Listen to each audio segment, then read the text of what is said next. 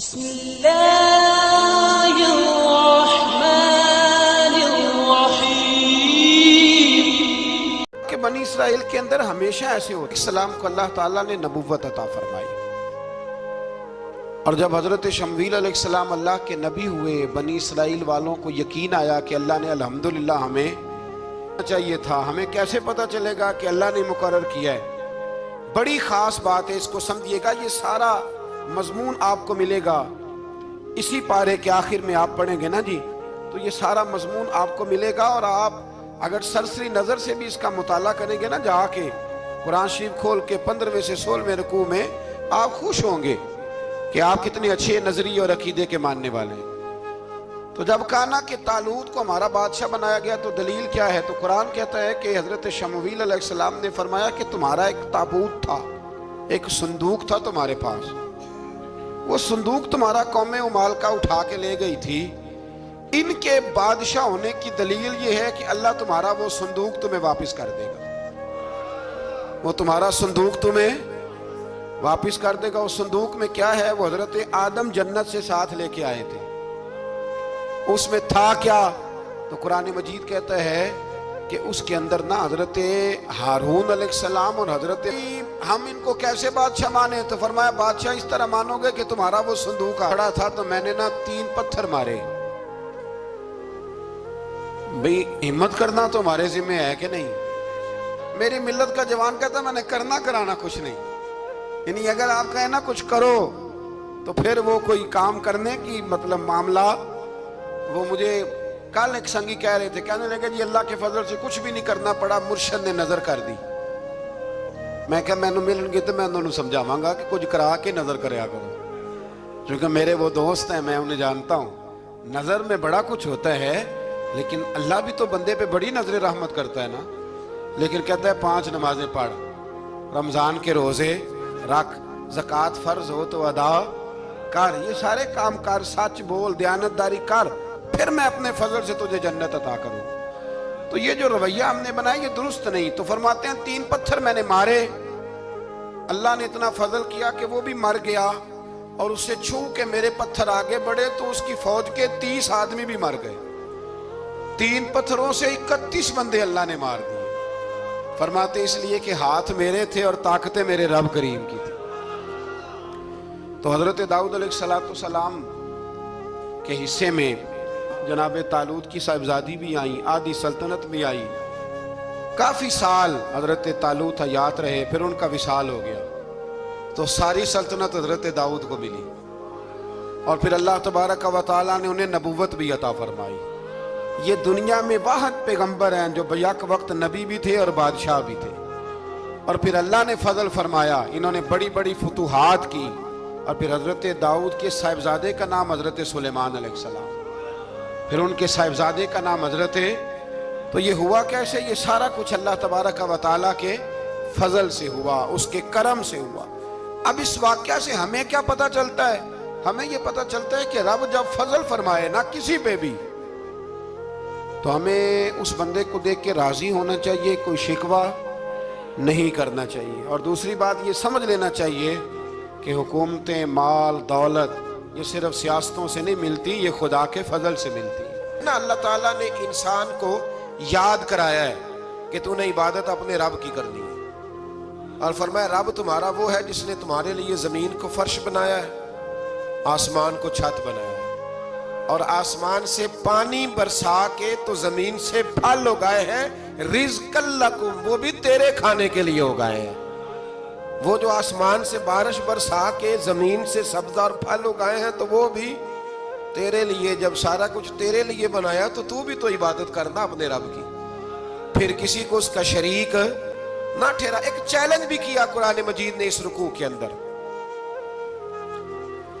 کہا کرتے تھے مکے کے لوگ کہ آپ قرآن مجید کی آیتیں نبی کریم علیہ السلام سے کہا کرتے تھے کہ معاذ اللہ آپ خود بناتے ہیں، بنا کے لاتے ہیں، تو اللہ کریم نے فرمایا وَإِن كُنتُمْ فِي رَيْبٍ مِّمَّا نَزَّلْنَا عَلَىٰ عَبْدِنَا فَأْتُوا بِسُورَةٍ مِّن مِّثْلِهِ، اگر تمہیں شک ہو نا اس میں جو ہم نے بندہ خاص پہ نازل کیا ہے تو تم بھی اس جیسی ایک صورت بنا کے لاؤ۔ پڑھے لکھے تو تم بھی ہو نا، مکے میں تم بھی رہتے ہو، تو ایک صورت بنا کے لاؤ قرآن مجید ہم سے چھینا گیا ہے سازش کے تحت، اس لیے کہ جس قوم کو قرآن آ جاتا ہے نا، پھر کوئی کافر اس کا مقابلہ نہیں کر سکتا۔ دیکھیں نا، اگر کافروں کے پاس جواب ہوتا قرآن پاک کا تو بدر اور احد میں نا کوئی آیت بنا کے لاتے، قرآن کے مقابلے کی تلواریں لے کے نہ آتے، ان کے پاس جواب ہی نہیں تھا۔ اور قیامت تک کسی کافر کے پاس قرآن مجید کا کوئی جواب، قرآن کا کوئی جواب، قسم اللہ کی جواب کوئی نہیں، قرآن کا اس کا کوئی جواب نہیں۔ کیا بات ہے قرآن پاک کی۔ وہ ایک دفعہ مسلمہ کذاب بے ایمان کہنے لگا میں نے بنا لیا ہے قرآن پاک کا جواب۔ معاذ اللہ، جواب کیا بنایا؟ وہ سورت ہے نا القاریۃ ما القاریۃ وما ادراک ما القاریۃ، کھڑکھڑانے والی کیا ہے، کھڑکھڑانے والی تمہیں کیا پتا کیا ہے کھڑکھڑی، قیامت کا ذکر ہے۔ کہنے لگا میں نے اس جیسی سورت بنا لیا، تو کیا بنایا؟ الفیل ملفیل وما ادراک ما الفیل۔ کہنے لگا ہاتھی، تمہیں کیا پتا کیا ہاتھی، تم کیا جانو کیا ہاتھی۔ تو پاس جو اس کے اپنے بیٹھے تھے نا چیلے، وہ کہنے لگے چپ کر جا، سارے زمانے کو پتا ہے ہاتھی کیا ہوتا ہے۔ تو پاگل ہے، اس کے دو کان ہوتے ہیں، ایک سونڈ ہوتی ہے، چار اس کے پیر ہوتے ہیں۔ بیوقوف آدمی قرآن کا مقابلہ کرنا ہے تو وہ چج کے ساتھ کر، پاگلوں کی طرح مقابلہ کرے گا، جوتے کھائے گا بھی، ہمیں بھی پڑھوائے گا۔ تو قرآن مجید کا کوئی مقابلہ کر سکا؟ تو اس آیہ مبارکہ میں اللہ نے کافروں کو یہ کہا اگر مقابلہ نہیں کر سکتے تو پھر اللہ سے ڈرو، ورنہ دوزخ میں ڈالے جاؤ گے، وہ جس کا ایندھن آدمی اور پتھر ہے، اور بنائی بھی کافروں کے لیے گئی ہے۔ اعدت للکافرین، جہنم کس کے لیے بنائی گئی ہے؟ کافروں اور منافقوں کے لیے۔ مسلمانوں کے لیے بنائی گئی، مسلمان مرضی سے چھلانگے لگائیں تو ان کی موج ہے، ورنہ ان کے لیے جہنم، ان کے لیے اللہ نے جنت بنائی ہے۔ اور یہ بات کرتے ہی رب کریم نے فرمایا اے محبوب علیہ السلام، مومنوں کو خوشخبری دے دیں کہ اللہ نے ان کے لیے جنت بنائی ہے، اس میں باغات ہیں، انہیں رزق دیا جائے گا کھانے کے لیے، اور اس میں انہیں پاکیزہ بیویاں دی جائیں گی، اور پھر وہ اس میں ہمیشہ رہیں گی، انہیں اس سے نکالا نہیں جائے گا۔ آگے جو آیات کریمہ ہے نا، اس کے اندر اللہ تبارک و تعالیٰ نے فرمایا ہے کہ اللہ حیا نہیں کرتا سمجھانے کے لیے مچھر کی مثال بھی دینی پڑے۔ فرمایا قرآن سے کچھ لوگ ہدایت حاصل کرتے ہیں اور کچھ گمراہ ہو جاتے ہیں۔ جب لوگ اپنی مرضی کی تشریحات چاہتے ہیں تو گمراہ ہوتے ہیں، اور جب قرآن کو رسول اللہ صلی اللہ علیہ وسلم اور امت مسلمہ کی تشریحات کی روشنی میں سمجھتے ہیں تو پھر اللہ ہدایت عطا فرماتا ہے۔ بنی اسرائیل کا ذکر آ جاتا ہے، اللہ تعالیٰ نے بنی اسرائیل، آج آپ اسی قوم کو یہودی کہتے ہیں، ان کو اللہ نے اس زمانے میں فضیلت عطا کی تھی بہت زیادہ۔ تو عرب کے اندر جب نبی پاک علیہ السلام نے اعلان نبوت کیا تو کچھ لوگوں نے یہ کہہ دیا کہ اگر یہ یہودی کلمہ پڑھ لیں گے تو ہم بھی پڑھ لیں گے۔ تو پھر اللہ نے انہیں یاد کرایا کہ تم اصل میں کیا ہو، تمہیں کلمہ پڑھنا چاہیے۔ تو اہل یہود کا تذکرہ کرتے کرتے رب کریم نے ایک بات یہ بھی ارشاد فرمائی کہ تم لوگوں کو تو کہتے رہے ہو کہ وہ نبی آنے والے ہیں، وہ نبی آنے والے ہیں، اور جب آ گئے ہیں تو ماننے کو تیار نہیں ہو۔ تو فرمایا تأمرون الناس بالبر وتنسون انفسکم وانتم تتلون الکتاب، لوگوں کو بھلائی کا حکم دیتے ہو اور اپنے آپ کو بھول جاتے ہو، افلا تعقلون، تمہیں عقل نہیں؟ پھر اللہ نے انہیں یہ بھی یاد کرایا کہ یاد کرو وہ زمانہ کہ جب فرعون نے خواب دیکھ لیا تھا کہ کوئی بچہ اس کی سلطنت کو تباہ کرے گا، تو پھر اس نے تمہارے بچوں کو ذبح کرانا شروع کیا اور تمہاری بیٹیوں کو چھوڑتا تھا۔ فرمایا یہ بھی تو تم نے دیکھا، میں نے تمہیں پھر تم سے کہا جہاد کرو قوم عمالقہ کے خلاف، تو مقام طیہ میں جا کے یہ لوگ کہنے لگے ہم سے جہاد نہیں ہوتا۔ اللہ نے انہیں ایک میدان میں قید کر دیا۔ بڑی دلچسپ بات، قید تو لوگ ہوتے ہیں نا چار دیواری میں، تو اللہ نے بنی اسرائیل والوں کو جب انہوں نے کہا ہم جہاد نہیں کریں گے تو اللہ نے میدان میں قید کر دیا۔ میدان میں، یہ یاد رکھیں، جب انسان اللہ کی نافرمانی کرتا ہے تو اسے ایسی قید ملتی ہے جس کا اس نے تصور بھی نہیں کیا ہوتا۔ ایک میدان ہے مقام طیہ، قید ہو گئے، سارا دن سفر کرتے تھے، سارا دن، تو رات کو تھک کے سوتے تھے، صبح اٹھتے تھے نا جب، تو وہیں ہوتے تھے جہاں کل صبح چلے تھے۔ تو رب جب کسی کو قیدی بناتا ہے تو اسے زنجیروں کی، سلاخوں کی ضرورت، دعا فرمائے اللہ تبارک و تعالی غموں سے نجات عطا فرمائے، یہ دعا فرمائے، ایسی قید دیتا ہے کہ جس سے پھر چھٹکارا ہو سکتا۔ تو بنی اسرائیل کا بہت زیادہ تذکرہ اس بارے میں اللہ تبارک و تعالی نے پھر بیان کیا اور پھر کہا کہ انہیں جو حکم دیا جاتا تھا یہ اس کی سرتابی کرتے تھے، پھر اللہ نے ان پر ذلت نازل کر دی اور یہ ہمیشہ اس کا شکار رہے۔ قوم سبت کا ذکر فرمایا اللہ نے، ہفتے والے دن کچھ لوگ نافرمانی کرتے تھے۔ ہمارے بھی ہیلے بہانے ہیں نا آج کل کاروبار میں، تو اسی سپارے کی آیت نمبر 65 کے اندر اللہ تعالیٰ نے حضرت داؤد کی قوم کا ذکر کیا کہ اللہ نے انہیں حکم دیا تھا کہ ہفتے والے دن مچھلیاں نہیں پکڑنی، تو وہ کہتے تھے چلو ہاتھ لگا کے نہیں پکڑنی، ہاتھ لگا کے۔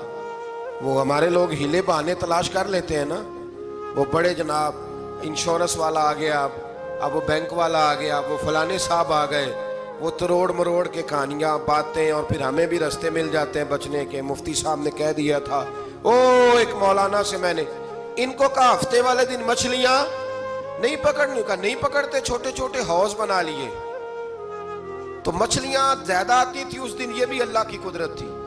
نماز کے وقت گاہک زیادہ آتے ہیں، یہ اس کی قدرت ہوتی ہے۔ تو وہ مچھلیاں حوض میں جمع ہو جاتی ہیں، یوں سمجھ لیں کہ جال انہوں نے لگا لیے ہوئے تھے، تو جال میں وہ پھنستی رہتی تھی، حوضوں میں آتی رہتی تھی۔ ہفتے کو نہیں پکڑتے تھے، اتوار کو پکڑ لیتے تھے، تو پھر اللہ نے انہیں سزا دی۔ فرمایا تماشے کرتے ہو اللہ کے حکم کے ساتھ؟ کیا سزا دی؟ فَقُلْنَا لَهُمْ كُونُوا قِرَادَةً خَاسِئِينَ، فرمایا بندر بن جاؤ دھتکارے ہوئے۔ جو رزق حرام طریقے سے کماتے تھے رب انہیں بندر بنا دیتا تھا۔ ابھی بھی میں نے دیکھے ہیں بڑے بڑے تاجر پاگلوں جیسی زندگی گزار رہے ہیں، نفسیاتی طور پہ سکون نہیں ہے، کروڑوں روپیہ پڑا ہے۔ کیوں؟ اس لیے کہ رب کے بتائے ہوئے طریقے کے مطابق تجارت نہیں کرتے۔ آگے ایک اور دلچسپ بات آ گئی، بنی اسرائیل کے اندر نا ایک شخص نے اپنے چچا کو قتل کر دیا جائیداد کے لیے۔ یہ دیکھیں کب سے لوگ جائیداد کے لیے قتل کرتے آ رہے ہیں۔ چچا کو قتل کر دیا، اور قتل کر کے حضرت موسیٰ علیہ السلام کے پاس آئے کہ میرے چچا کو کسی نے قتل کر دیا ہے، تو بتائیں کیا کر لیں؟ تو آپ نے فرمایا کہ گائے ذبح کرو، اور اس کا ایک ٹکڑا مقتول کو مارو، مرنے والے کو، وہ خود اٹھ کے بتا دے گا مجھے کس نے قتل کیا ہے۔ اب ارادہ نہیں تھا گائے ذبح کرنے کا، تو بہانے کرنے لگے۔ ارادہ نہیں نہ ہوتا تو پھر کیا ہوتے ہیں؟ کہنے لگے گائے کس طرح کی ہو، بوڑھی ہو کہ بچی ہو، رنگ کیسا ہو، جوان ہو کہ چھوٹی ہو، حال میں ایک دفعہ چلنا سیکھ گئی ہو یا ابھی نہ سیکھی ہو۔ تو بتاتے گئے تو رب بھی شرطیں بیان کرتا گیا، گہرے زرد رنگ کی ہو، حال کے اندر اسے نہ چلایا گیا ہو، پانی نہ نکالا گیا ہو، نہ بچی ہو نہ جوان ہو، اس کے درمیان ہو۔ یہ ساری شرطیں کہاں پائی جاتی تھی؟ حضرت موسیٰ علیہ السلام کی قوم کا ایک شخص تھا جو اللہ کا ولی تھا۔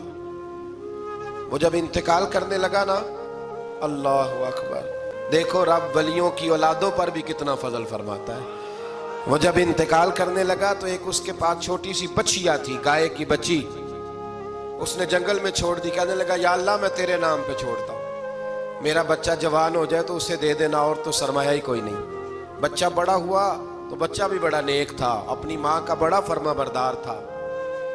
اس کی ماں نے کہا بیٹا تیرے باپ نے ایک گائے چھوڑی تھی۔ تو بچہ جنگل میں گیا اور جا کے کہنے لگا اے اللہ میری گائے مجھ سے ملا دے۔ تو رب کریم نے وہ گائے واپس کر دی، وہ گائے گھر لے آیا۔ اب وہ کہنے لگا اماں بیچ دوں، تو اماں کہنے لگی بیٹا میرے پوچھے بغیر نہ بیچنا۔ کئی دفعہ گاہک لگے پر اس نے کہا جب تک میری اماں نہ کہے گی میں بیچوں گا۔ ادھر بنی اسرائیل والے شرطیں جتنی گائے کے بارے میں پوچھ چکے تھے وہ ساری اسی گائے میں پائی جاتی تھی۔ تو یہ ڈھونڈتے ڈھونڈتے وہاں پہنچ گئے، تو کہنے لگے گائے چاہیے۔ تو اس نے کہا بھی تمہاری مرضی سے نہیں، قیمت میری مرضی کی۔ ایک مفسر نے تو یہاں تک لکھا ہے کہ اس نے کہا گائے ذبح کر کے نا، تو جتنا گائے کے اندر گوشت ہوگا نا اتنا ہی کھال کے اندر تم مجھے مال بھر کے دو گے، اتنے ہی سکے بھر کے دو گے، اتنی اشرفیاں بھر کے دو گے، تو پھر تمہیں گائے دوں گا۔ تو پھر یہ گائے انہیں ملی اور یہ گائے لے کر کے آئے۔ زیادہ سوالات نہ کرتے تو زیادہ الجھتے نہ۔ ہم بھی دین کے معاملے میں بڑے سوال جواب کرتے ہیں، اتنا سوال کریں جتنی اس کی ضرورت ہے۔ ان لوگوں نے سوالات زیادہ کیے تو پھر الجھ زیادہ گئے۔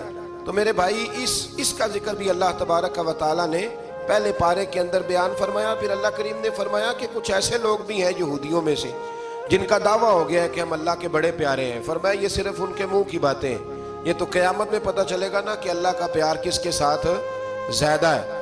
اور پھر یہ بھی یہودیوں نے دعویٰ کیا ہے اسی پارے میں، اللہ فرماتے ہیں کہ ان کا دعویٰ ہے کہ ہم اللہ کے بڑے پیارے ہیں، جنت میں ہم ہی جائیں گے، تو اللہ فرماتے ہیں پھر مرنے کی دعا تو کرو، جنت میں تو مر کے جانا ہے نا۔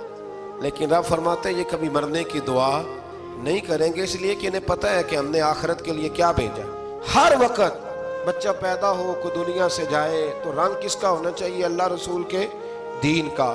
اللہ تعالی ہمیں سمجھنے کی توفیق عطا فرمائے۔ آخر دعوانا الحمدللہ۔